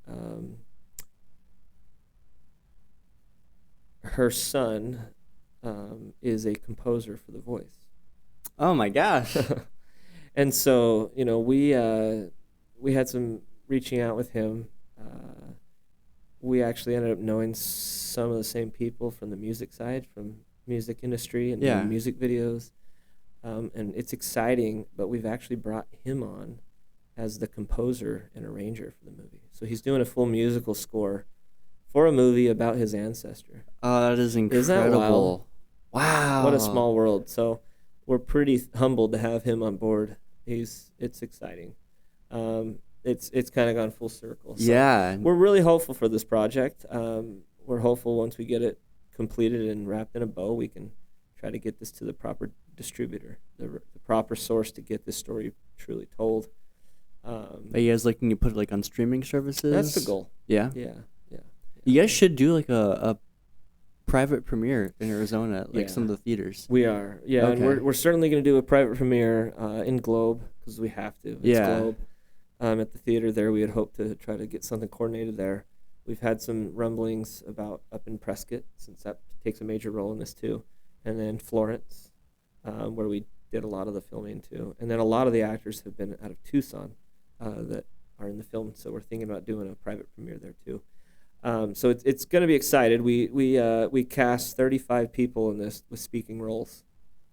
That's there incredible. were a lot of speaking roles, and budget-wise, we were able to give everybody a fair day rate. Yeah? Yeah. That is was great. incredible. So everybody on set had a very fair day rate. We came in at just under union pay. We're a non-union film, independent, Yeah. but we came in just shy of union rates. And I think that helped. I wanted the actors to know they were valued. Yeah. Although we're not a huge production, huge, massive budget, we're going to give, that Make it worth their production time. value and make it worth their time. And hopefully this is a piece in their portfolio that they never forget about. And hopefully this is that piece for them that really springboards them to the next huge opportunity. Did the strike or anything with SAG affect production at all for you guys?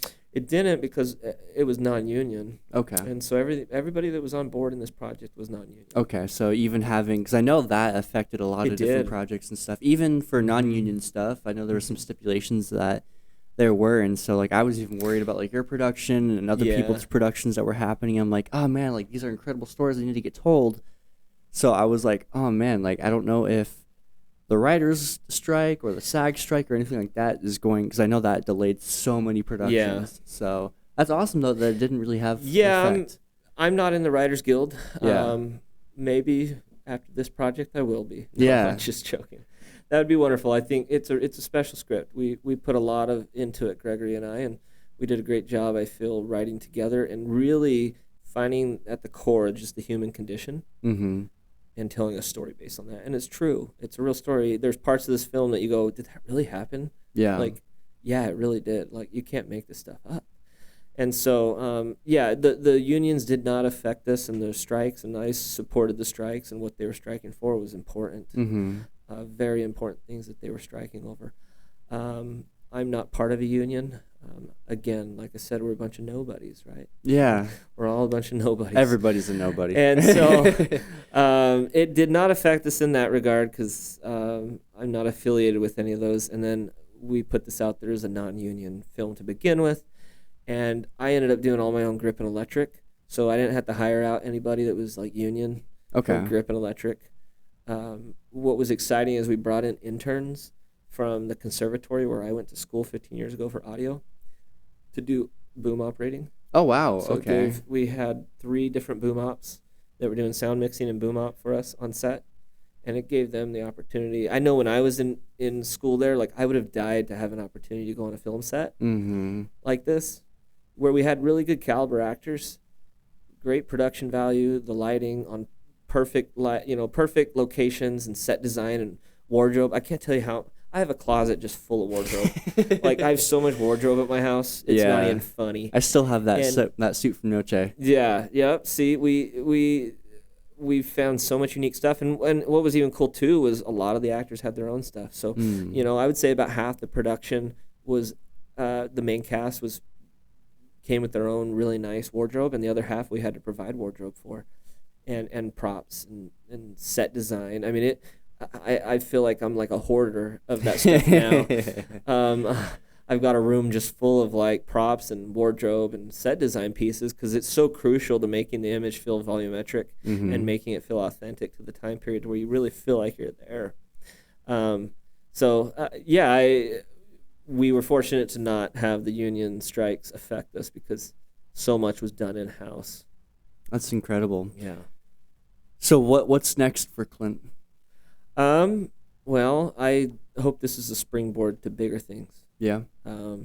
This project's super special, and I believed in it from day one that it was worth my time to put into this project, because again, my time is like my kids' time. Like I'm missing out on kids. Yeah.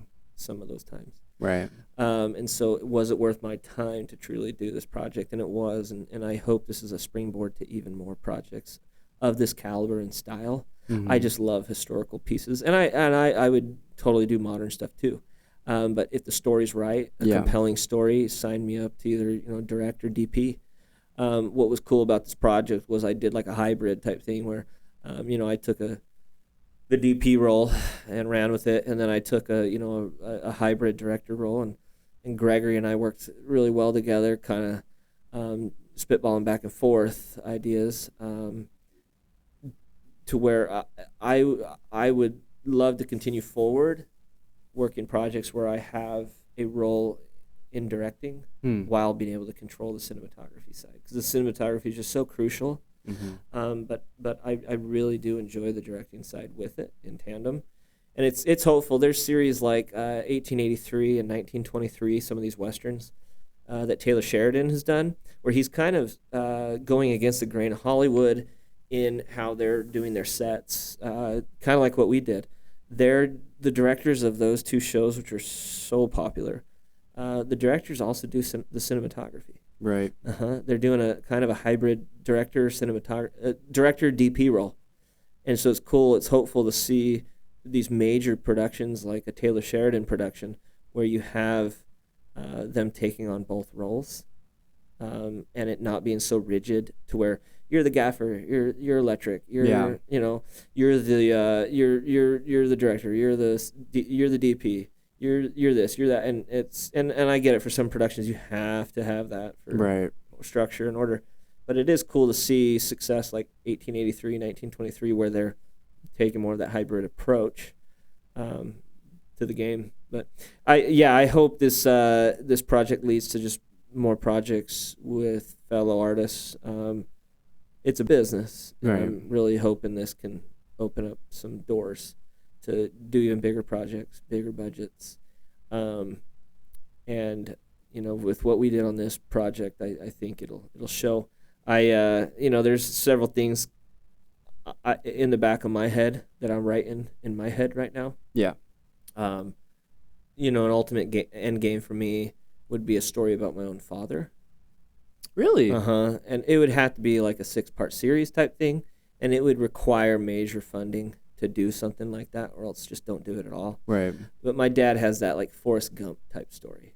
Interesting. Okay. Where the stories are taller than life, larger than life, not taller. The stories are larger than life with him. His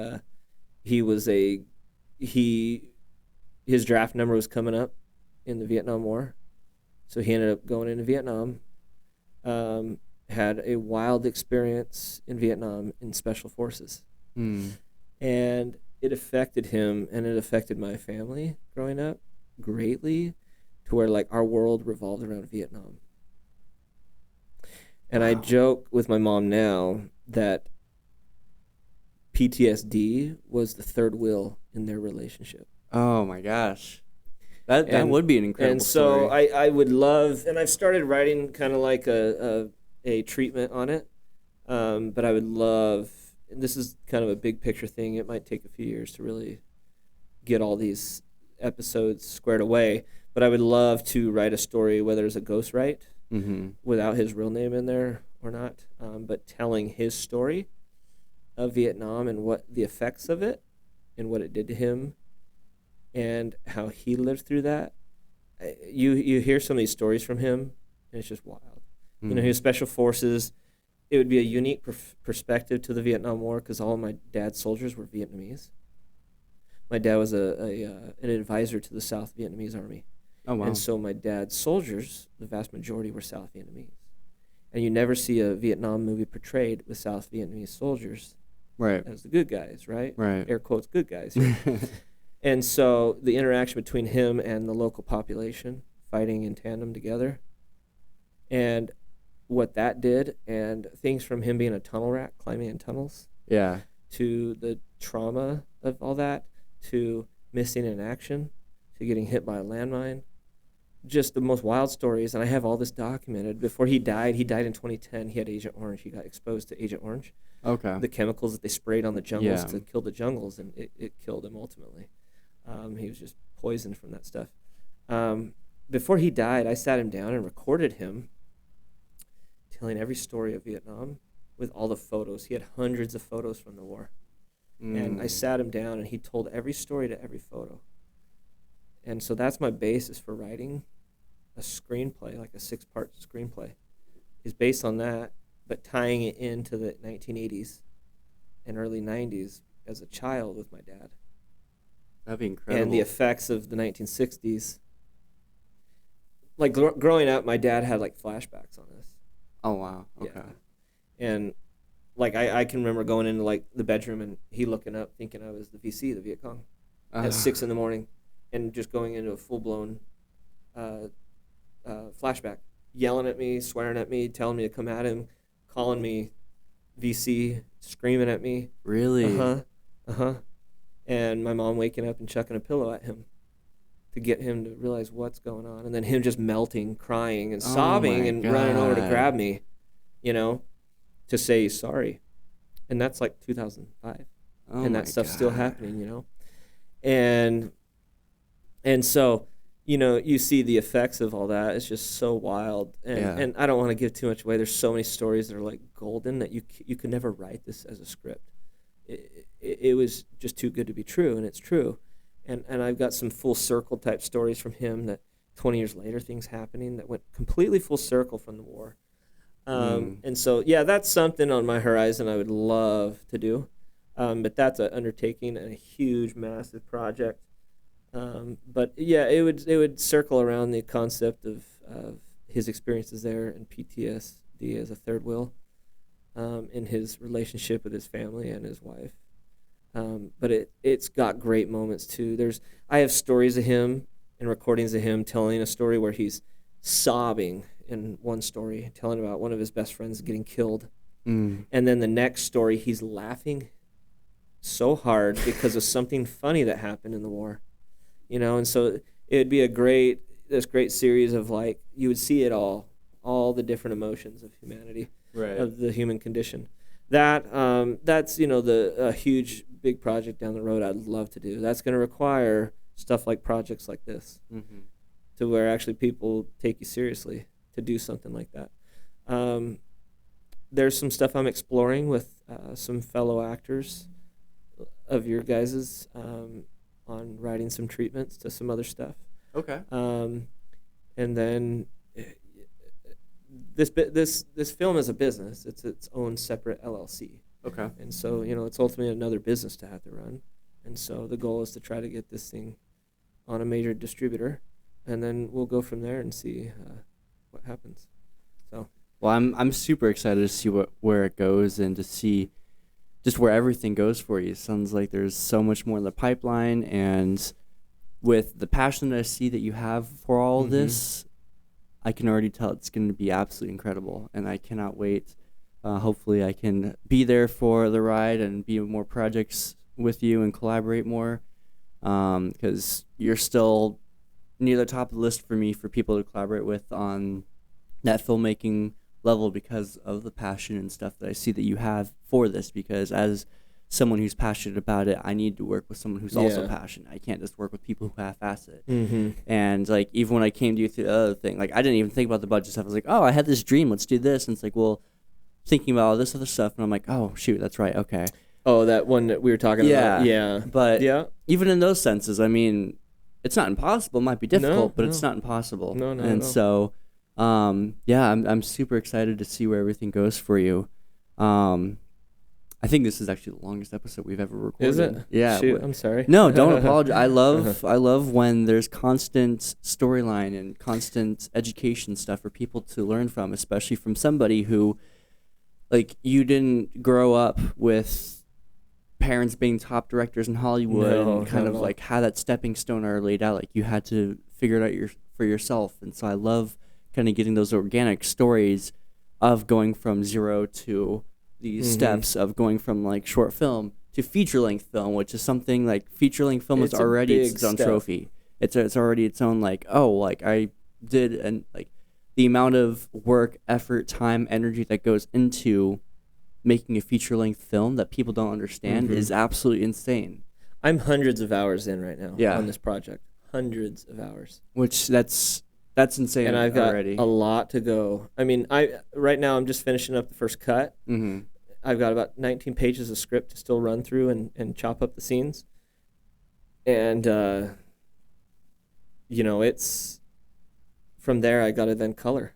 Right. I got to do all the color correction and secondary coloring. This isn't like an hourly job for you either. No. This is right now. This is a portfolio piece. Yeah. It's a business. Yeah. The ultimate goal with this project is to get it to a major distributor.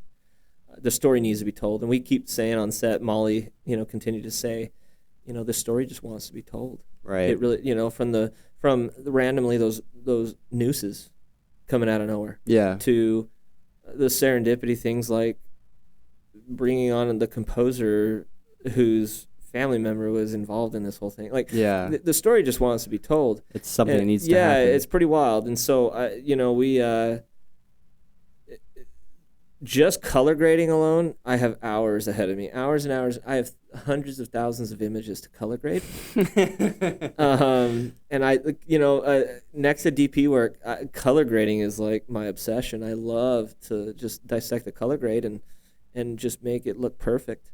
It's exciting. And then we get into sound design. You were saying, I don't come from a family that's in this industry at all. Ultimately for me, like going back to my recording days in audio, that was my foundation for this whole thing of, even though it was music, it's the same thing. It's production. Production's production. And, we would do like fun, like Foley type work, audio Foley for like in studio stuff. And it was a blast. And that's what really got me like, I like the film side of this stuff more than the audio. Yeah. Because you'd do ADR, like we did ADR with you. Yeah. But when I'd be in the studio setting, you learn etiquette, you learn how to talk to people. Right. You learn how to deal with a producer next to you or an artist that's sitting there in the vocal booth getting ready to sing and how to talk to them properly. It's the same way with talking with actors on a set. You can't talk to them rudely or else you shut them down. The goal, I think the biggest goal, and I'm not an expert, but in my experience, whether it was doing music stuff in studio productions or this, the biggest goal is to keep people happy on set. And I mean by like comfortable. They got to be comfortable as they shut down. Absolutely. And you're not creating art anymore. So that's what's exciting. Another thing, I just finished another short film up. We just started submitting it to festivals called It's Probably Not John with a director out of Tucson. Okay. Named Louise. She's very talented. She comes from a theater background, very theater trained. She's from Denmark originally. She lives in Tucson now. And one of our actresses that's in this film, we found her for our film because of that short film. Okay. And so it's exciting. We had that film, and it's a modern film. It takes place in the 2020s. Okay. It's about grief. It's a story about grief called It's Probably Not John, and it's about a loved one that dies, her significant other, and the process of going through grief and coming out of it. Okay. And what could get you out of it. And so we just started submitting that to festivals this past week as more of a networking opportunity. That's the whole goal of those to me, is those festivals would be just a network. That's kind of some of that stuff. But yeah, there's other treatments in the works. But man, do I have my hands full on dog bite murders. Oh, I bet. I mean, just when I get to sound design, Yeah. I mean, we're literally replacing every sound effect, every footstep.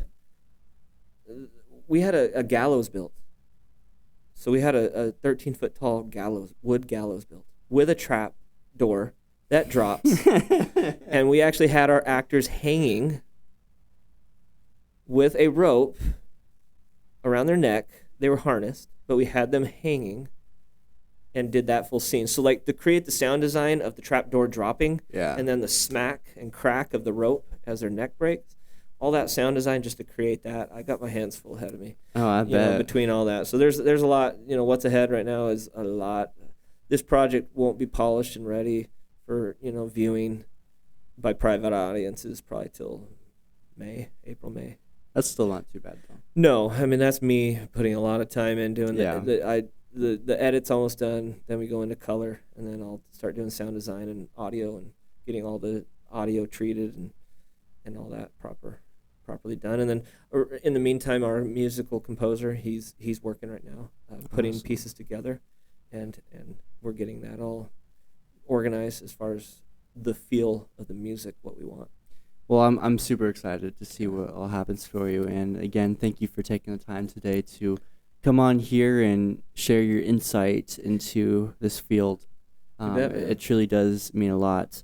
Well, real quick, Yeah. like I said with Noche, I loved working with you on Yeah. that, and every project's unique in its own. Yeah. And you're by far one of the best actors I've worked with, and I love seeing you do this podcast. It's really cool. Thank you. See you putting yourself out there like this. I hate talking, hence why I like to be behind the camera, Right. and never in front of it. Yeah. That's where my strengths are, behind Right. the camera. But I don't. I don't like being in front of it, and what you're doing is really cool though. But yeah, I keep doing what you're doing, man. You're Thank very you. very talented. And I'm sure we'll work together here soon on something. Absolutely. So, Well, I can't wait for that day. Yeah. Awesome.